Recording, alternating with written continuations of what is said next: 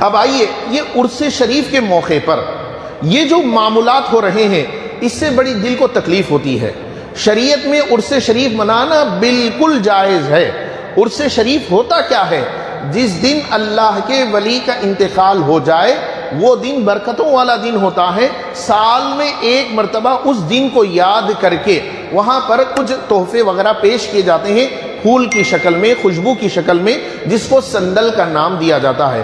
خوشبو اور پھول کی شکل میں جو تحفہ پیش کیا جاتا ہے حضرت کی مزار کے پاس، اس کو سندل کا نام دیا جاتا ہے۔ اب فقط سندل کی حیثیت، سندل کی اصل اتنی تھی کہ کوئی خوشبودار چیز، کوئی پھول وغیرہ پورے ادب اور اہتمام کے ساتھ حضرت کی بارگاہ تک پہنچایا جائے، یہ سندل کی اصل تھی۔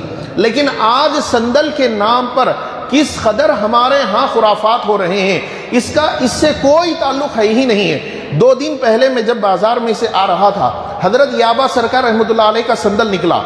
اس سندل میں خود دیکھا ہوں، اپنی آنکھوں سے دیکھا ہوں کہ ڈھول مارتے ہوئے سندل نکالے ہیں اور پٹاخے پھوڑ رہے ہیں۔ شادیوں میں، ولیموں میں پٹاخے پھوٹ رہے ہیں، اس پر ہمیں بول بول کر ہماری طبیعت میں کوفت ہو رہی ہے۔ لیکن اب کیا یہ ہر جگہ کا یہ ماحول بنتے جا رہا ہے؟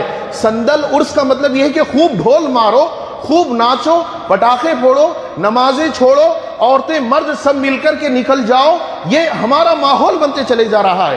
حضرت جہانگیر پیراں اتنے بڑے ولی ہیں جو پیرانے پیر کے خاندان کے ہیں، ان کی مزار پر ہماری نوجوان بہنیں، ہماری نوجوان بیٹیاں وہاں پر جا کر اس مقام کو اپنی یعنی جنسی خواہشات کی تسکین کا موقع اور محل بنا رہی ہیں۔ اعلیٰ حضرت امام احمد رضا خان علیہ رحمت و رضوان سختی سے عورتوں کی مزارات پر حاضری کے آپ خلاف ہیں۔ ہاں، اس میں ہمارے نظامی علماء کچھ رعایت رکھے ہیں، لیکن رعایت کا یہ مطلب نہیں ہے کہ بے پردہ ہو کر وہاں پر گھومو۔ آپ جائیے جے پی درگاہ کے پاس، کتنی ہماری بہنیں وہاں جا کر کے اپنے برقعوں کو اتار کر کے اس طریقے سے بے پردگی کا مظاہرہ کر رہی ہوتی ہیں۔ تم کو کس نے کہا؟ ایک اللہ کے بڑے ولی ہیں جہانگیر پیرا رحمۃ اللہ علیہ، ان ولی کے مزار پر جا کر تم لوگ اس طریقے سے بے پردگی کا مظاہرہ کر رہی ہو۔ حال ہی میں رنگا پور کا عرس شریف ہوا، وہاں کا ایک اسٹیٹس میں دیکھا ہوں، اسٹیٹس پہ ہمارے ایک بھائی نے رکھا ہے، خوب ڈھول مارا جا رہا ہے، ناچا جا رہا ہے۔ کیا ہے یہ ولی کے نام پر، اولیاء کے نام پر منمانی کر رہے ہو؟ تم کو کس نے سکھایا؟ یہ دین نبی نے نہیں سکھایا، یہ دین اولیاء نے نہیں سکھایا، یہ دین صحابہ نے نہیں سکھایا۔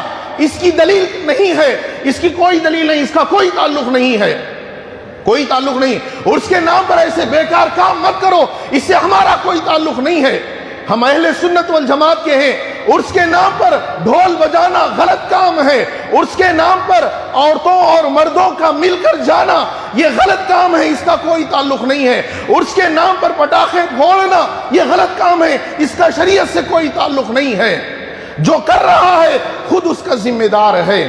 اصل میں بات کہوں گا تو بات چبھے گی ضرور، لیکن کہوں گا بھی ضرور۔ اصل میں یہ جو بن بنائے سجادگان ہیں، اسی لیے بانی جامعہ کا احسان ہم کو ماننا چاہیے۔ بانی جامعہ نے جہاں اہل خدمات شرعیہ کتاب لکھ کر اپنے ایک شاگرد کو لکھنے کا حکم دیا، اس کے ذریعے سے ہمارے نماز کی، ہمارے روزوں کی، ہمارے حج کی، ہمارے عمرے کی رہنمائی ہو رہی ہے۔ وہیں پر ہدایات شیوخ نام سے ایک کتاب بھی ہے۔ جو شیوخ بن رہے ہیں، جو سجادگان بن رہے ہیں، جو یعنی خلافت لے رہے ہیں، خلیفہ بن رہے ہیں، ان لوگوں کے لیے ضروری ہے کہ ہدایات شیوخ جو کتاب ہے اس کتاب کا مطالعہ کرے، اس کتاب کو پڑھے، پہلے علم حاصل کرے، اس کے بعد خلیفہ بنے۔ پہلے علم حاصل کرے، اس کے بعد خلافت حاصل کرے، ورنہ یہ خلافت نہیں، یہ خالی آفت ہو جائے گی۔ خود بھی ڈوبیں گے، دوسروں کو بھی لے کر ڈوب جائیں گے، خود بھی ڈوبیں گے، دوسروں کو بھی لے کر ڈوب جائیں گے۔ یہ جو ان پڑھ جاہل قسم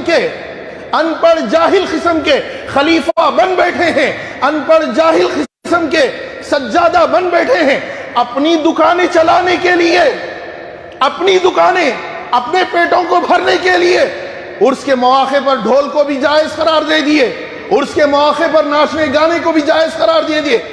اے ان پڑھ جاہلوں، اللہ کی بارگاہ میں کیا جواب دو گے؟ جا کر اللہ کو کیا کہو گے؟ اللہ کے نبی صلی اللہ علیہ وسلم کے سامنے کیا منہ دکھاؤ گے؟ کیوں بجا رہے ہو؟ چھوڑ دو۔ اور میں کہتا ہوں اگر وہ لوگ نہیں سنتے تو نہ سنیں، میں آپ لوگوں سے دائرے ادب میں رہتے ہوئے گزارش کر رہا ہوں کہ یہاں وہاں ایسے مقامات پر اپنی بہنوں کو لے جانے سے پرہیز کریں، بالکل بھی نہ لے جائیں۔ ہاں بہنوں کو لے جا سکتے ہیں، خالی موقع پہ لے جائیں، اور پورے پردے کے ساتھ زیارت کرا کے لا سکتے ہیں تو لائیں، یہ میرا مشورہ ہے۔ عرسوں کے موقع پر اپنی بہنوں کو مت لے جائیں، اس سے گمراہی بہت پھیل رہی ہے۔ ایسے ایسے واقعات بھی آ رہے ہیں، عرس کے نام پر جا کر عیش مستی کر رہے ہیں، عرس کے نام پر جا کر ناجائز تعلقات بنا رہے ہیں، ناجائز تعلقات بنا رہے ہیں، یہ غلط بات ہے۔ لہٰذا تمامی حضرات سے گزارش ہے، جہاں جہاں عرس ہو رہے ہیں، پہلے میں خلیفاؤں سے گزارش کرتا ہوں، پڑھو پہلے پڑھو۔ اسلام میں جو پہلا پیغام آیا ہے وہ اقرا، پڑھ اپنے رب کے نام سے، یہی پہلا پیغام آیا ہے۔ جو بڑے بڑے اولیاء ہیں وہ تو ہمارے سروں کے تاج ہیں، ہم ان کے قدموں کی بلکہ چپل کی دھول کے برابر ہمارا مقام نہیں ہے۔ بالکل یہ ہمارا ماننا ہے۔ لیکن جو ان پڑھ جاہل قسم کے بن بیٹھ رہے ہیں، اگر بیٹوں کو ہی اس طریقے سے بغیر پڑھے لکھے خلیفہ بنانا ہوتا تو خلفائے راشدین اپنے بیٹوں کو خلیفہ بنا دیتے، ابو بکر صدیق اپنے بیٹے کو خلیفہ بناتے، عمر فاروق اپنے بیٹے کو خلیفہ بناتے، عثمان غنی اپنے بیٹے کو خلیفہ بناتے۔ لیکن ایسا نہیں ہوا۔ علم کی بنیاد پر خلافت کی ذمہ داری دی گئی ہے، علم کی بنیاد پر دی گئی ہے، جہالت کی بنیاد پر نہیں دی گئی ہے۔ اور یہ خانقاہیں وہ ہے، یہاں سے بہت بڑا کام ہو سکتا ہے اگر صحیح طریقے سے کیا جائے۔ بہرحال یہ آراس کے نام پر یہ بہت سارے غلط کام ہو رہے ہیں، اس سے ہمارا کوئی تعلق نہیں ہے۔ مسلک اہل سنت والجماعت یہ بہت اچھا مسلک ہے، بہت پیارا مسلک ہے، اس مسلک کا ان چیزوں سے کوئی تعلق نہیں ہے۔ لہٰذا ان چیزوں میں، اور میں یہ بھی کہنا چاہتا ہوں، ہمارے بھائی عرس کے نام پر جو کہ ایک مستحب تقریب ہے وہاں تو ضرور حاضر ہو جائیں گے، لیکن فرض میں حاضر نہیں ہوتے۔ بارہا میرا کہنا یہی رہتا ہے، راتوں رات عرسوں میں بیٹھ جائیں گے، راتوں رات اس طریقے سے اولیاء کی محفل میں بیٹھ جائیں گے، لیکن صبح نماز قضا کر دیں گے۔ یہ ایسی کوئی تعلیم ہماری شریعت کی نہیں ہے۔ کہنے کے لیے باتیں بہت ہیں، اتنا کہتے ہوئے میں آپ کے سامنے اپنی بات کو ختم کرنا چاہتا ہوں۔ اللہ جل جلالہ سے دعا ہے، اے اللہ ہم کو صحیح دین کے صحیح راستے پر چلنے کی توفیق عطا فرما۔ اے اللہ ہماری گمراہی کو، اے اللہ ہمیں گمراہی سے محفوظ رہنے کی توفیق عطا فرما۔ اے اللہ اولیاء کرام جو صحیح کام لے کر آئے ہیں مولا، اس کام کو سمجھنے اور اس کام کو ہمیں بھی کرنے کی توفیق عطا فرما۔ آمین۔ وآخر دعوانا ان الحمد للہ رب العالمین۔